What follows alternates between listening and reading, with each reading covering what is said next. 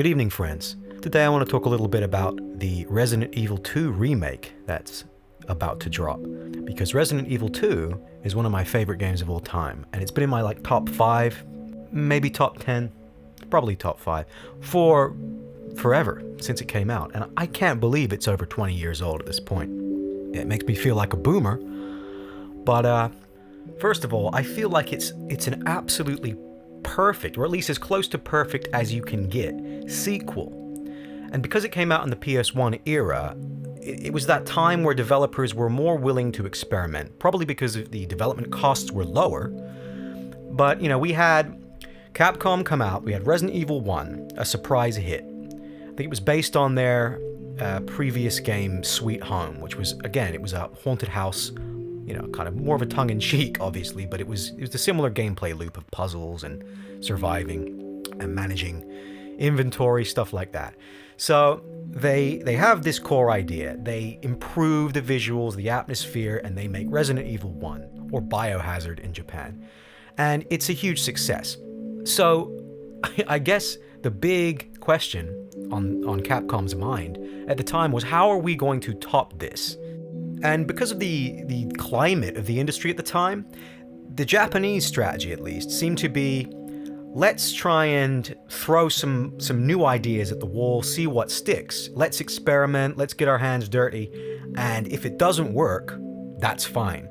So what they did was they started coming up with a new concept for Resident Evil 2, and they took some of the best qualities of the first game. They took the idea of a large labyrinthine hub world setting, similar to the mansion, except this time they were going to go with police station. Obviously now, instead of the outbreak being contained to just one residency, now it's the whole city. It's Raccoon City, basically, and the police station is the main focal point. So that seemed to be a concept that was in play from the very beginning. And you can see, if you take a look at the Resident Evil 1.5 leaked code, which has been passed around the internet the last few years, you can see that they had the police station, Leon was the main character, they had a different female second character, I think her name was Elsa, I think, with a similar design to Claire, but she also kind of looked more like Leon with the strange police kind of very tactical SWAT outfit. And the police station itself was way more modern looking. It was kind of more like an office at this point than it was a gothic old, East Coast mahogany and tile and that very gothic American design philosophy that they went with for the final game. So this whole period, they had a lot of the code finished, and they decided to scrap the whole thing. This was obviously Hideki Kamiya in the director's chair this time. He'd taken over from Shinji Mikami, that's his name. And he kind of had a different take on Resident Evil. So he did, being more of a fan of action, I guess, and just a different, after playing Kamiya for years, you'll notice he's got a very distinct attitude. It's more in your face. He doesn't mind getting a little more over the top. And I don't know, I much prefer Kamiya's games to Mikami, so that's just my personal taste, although I do love the original Resident Evil. But, I don't think anybody would describe Resident Evil 1 as having, an Oscar-worthy script or story. The game's great because of the atmosphere, because of the mechanics, the setting. With 2, now, even though by modern standards you could go back, play the original Resident Evil 2, and you could be like, the story's a little cheesy, yeah. Absolutely, but it's fun, and you can get into it. It takes itself seriously enough that you can really get into it, and you're really invested in the story, and the characters are really interesting and cool as well. And that's just another way that Resident Evil 2 kind of like it twists up the formula of the first one. Because, in Resident Evil 1, we're playing as members of STARS, right? They are like an elite police unit. They are dispatched on, high-risk missions, and that's kind of, they're highly trained. And they're trained for a situation, like you could imagine, okay, Chris Redfield, he could survive the mansion, Jill Valentine, hey, she can survive the mansion incident. because they're trained for survival situations. Whereas poor Leon, it's his first day on the job. He's a rookie. And his first day on the job, he has to deal with something far more serious than just investigating a mansion. He has to deal with the complete and total collapse of Raccoon City. You start the game and already like all hope is lost. And he has to use his training and his wits to survive. And it's that element of he's gonna do his damnedest to protect people and to be a police officer. I mean, like, it's his first day on the job, and he's definitely not gonna shirk his responsibility. And I find that really cool. You're not Chris Redfield. You are Leon Kennedy. And this is before Leon became a badass super soldier in his own right, which he eventually did become. If you follow the ridiculously convoluted timeline of the Resident Evil series. However, just taking 2 on its own, Leon is a really endearing main character, and Claire is also really cool too. I like how... So Claire Redfield is Chris Redfield's sister, and I don't know if the game explicitly goes into Claire's backstory, but I always thought, like, because of just the way she dresses, she kind of dresses like a biker or a punk or something, and she has like a knife. She's got like a combat knife, like, on her, right? So she's obviously not just some random thought off of the street. She can defend herself. And you kind of assume, being Chris Redfield's sister, she probably picked up some of these techniques. She can handle firearms, basically. She can survive too. So there you go. I mean, there seems to be more thought this time round put into the main characters. So I like that. And I really just love, I mean, when you get further into the game, I really like the idea of William Birkin. He's basically, he could be considered the main villain, but he's sympathetic too. He has a child, he has a wife, he works for Umbrella, so clearly he is not a moral man. He has no qualms, experimenting on human beings, developing viruses, biological weapons. However, he's still a father, he still loves his wife, and he loves his child, so there's this element of tragedy. It's very Faustian, because for him, he kind of sees himself almost as God in a way. He's a scientist, he's experimenting, he created the G virus, and there's the scene where, spoiler alert by the way, there's the scene where the Umbrella Corps, these Hunk and his special operations Umbrella dudes, they break into the Umbrella facility and they want to steal a G virus, and Birkin, rather than giving up his life's work, decides to go out in a suicidal blaze of glory by injecting himself with the virus, and then he willingly becomes the final test subject for the G virus and unleashes absolute chaos. And I love his design too, because we see him slowly transform into a completely mindless, hideous, Lovecraftian horror.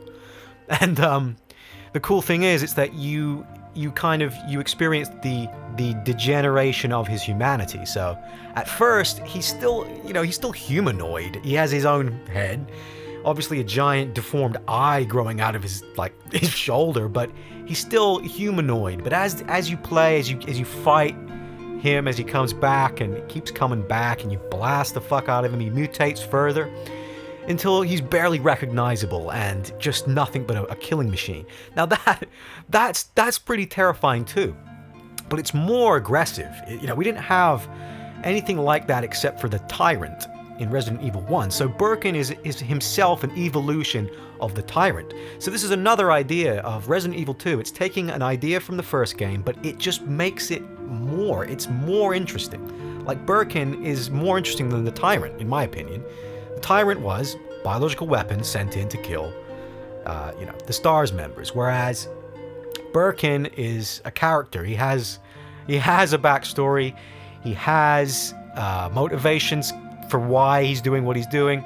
Very interesting, and just his overall aesthetic is very body horror, very David Cronenberg. I wonder if Kamiya or the design team perhaps took influence from maybe Cronenberg's The Fly, in terms of the slow degeneration of the humanity, and You know, obviously it's different, but that's what it reminds me of, and I just love that body horror aesthetic. So Birkin is sweet, you know, he's awesome. Love that design. Yeah, even the other side characters too, more fleshed out than the first game. You have the police chief, Irons, pretty creepy, you know, kind of like himself, an interesting and disturbed, dark character. You know, serial killer, killer of women. So that's unsettling. And even just the really bit characters, like you got Marvin, you know, like Marvin is interesting. Like, you know, like Marvin to me is iconic when it comes to Resident Evil 2, and I know he's in the remake, so this is going to be cool. I want to see how they handle Marvin and flesh his character out, because in the original he's an injured cop, and he wants to help you. I mean, but he you know, he's dying, so you feel sorry for him, and you know, you start exploring the police station. Pretty soon, the room that he's in, I think he locks it, or he just tells you, leave me, you know, leave me alone, leave me. And eventually, when you do come back and re-enter that area, he's a zombie, and you have to fucking kill him. So yeah, bit character, but interesting and memorable nonetheless. Plus, the room that you actually find him in is decorated with party decorations, and the implication is that Leon was going to have a welcome to the force, you know, like academy graduation party or whatever. They were planning a surprise party for Leon. And that's just a really great piece of environmental storytelling. It's also quite uncanny seeing, you know, you're in this police station. This should be a place of safety and security. And yet there's something very sinister about the police station, just the utter ruin that it's in, the incredible amount of destruction and danger. And I just love the environmental touch of having Leon's party. You know, he discovers the surprise, but there's no joy because the situation is that dire. I remember as a kid that really spooked me. And I guess that is that uncanny quality. And, you know, here's a little hot take for you. I wonder if the resident in Resident Evil is referencing, you know, the fact that you're trapped in a domicile, and yet, instead of things being familiar, there is this evil, inverted, you know, sinister quality to the game and the experience. So, there you go. Maybe I can get a job at Kotaku. So, I guess the last thing to mention is, how are we feeling about the remake? Well, for me, I'm pretty excited. It looks incredible, and I'm just wondering if it's going to be able to capture that atmosphere and the magic of Resident Evil 2, if it can.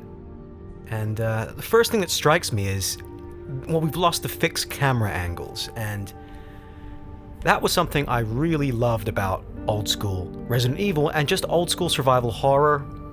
It's that, you know, like Dino Crisis, you know, again, it's Capcom, right? But it's that Capcom trademark, detailed, pre-rendered backgrounds with 3D models. I just find that grungy PS1 graphical style so endearing and appealing. But I'll get over it. This is, again, a boomer problem. I think a lot of gamers are going to be interested to just check out this game as a standalone without really knowing much about the original. I'm sure maybe they've watched a Let's Play or something, but I don't know. When you played it when it first came out, it was actually edgy. Like, the violence was pretty intense for a video game at the time. Like, I thought it was horrifying. You know, the fact that you're getting eaten alive when you die, you know, the lickers, the zombies, just horrifying. So I'm interested to see if they can recreate that visceral, just, you know, that kind of the visceral nature of the violence, and it looks like they're trying to do that. I've seen some clips, and you can see that they are not shying away from showing full dismemberment, and, you know, torsos ripped in half, zombies' heads exploding. So that could be an effort to kind of try and update the visceral nature of Resident Evil 2 for a new audience, because, you know, these days people have kind of seen it all when it comes to gore. However, you know, just from the clips I've seen, I mean, you have jaws hanging off, just, you know, entrails. This looks pretty gross, so that's exciting. And I'm gonna kind of enjoyed the nostalgic factor of trying to see what's been changed, what's been tweaked. Just the same as I enjoyed the GameCube remake, and also they've re-released it on PS4 and PC now. And if you haven't played that, please check it out. It's one of the greatest remakes of all time. In my opinion, it is the GOAT when it comes to remakes. And I'm just so curious because that remake was a one-to-one, almost one-to-one recreation, including camera angles but just, I don't know, the way they did it was just genius. They added stuff, but they added stuff that felt like it slotted in perfectly with the original. So are they going to be able to do the same thing in a fully 3D? My only real criticism of the full 3D camera is that it takes the decision of the framing away from the designer and puts it in your hands. And obviously when you're playing a game with a fully 3D camera, you're moving the camera all over the place. It's not the most appealing thing to look at, really, but it's more about being immersed. So I get that. One of my favorite series of all time is Dark Souls, and I really like how they do the camera there. Again, not perfect, but the fact that you have full control at all times is very satisfying and immersive. So I think once the controller's in my hand, I'm playing, I think this is going to be pretty damn satisfying. The question remains, like, are they going to be able to come up with a similar experience while following the original story as closely as they seem to be? Because I'm sure it's going to be a massive hit with modern gamers who are looking for more of a horror experience and a little bit more of an old school horror experience. For me, though, can it match just the perfect remake that was the Resident Evil 1 remake? That's the question. But I'm positive, looks good, gonna be checking it out. And I think that's all I have to say today, just that Resident Evil 2, the original, was just an incredible sequel and a seminal moment for the industry, kind of like a coming-of-age moment, along with Metal Gear Solid 1. Very exciting time for video games back in those days. I think it was 98 it came out, at least in the UK, where I'm from. So, yeah. Let's hope they do it justice, and let's hope we can get a remake of 3. That would be cool. But yeah, thanks for listening. And I need some kind of catchy sign-off, and I don't know, maybe I'll try a different one in every video. So for now, let's just say, keep it locked on the Ptolemy channel, and I'll see you next time.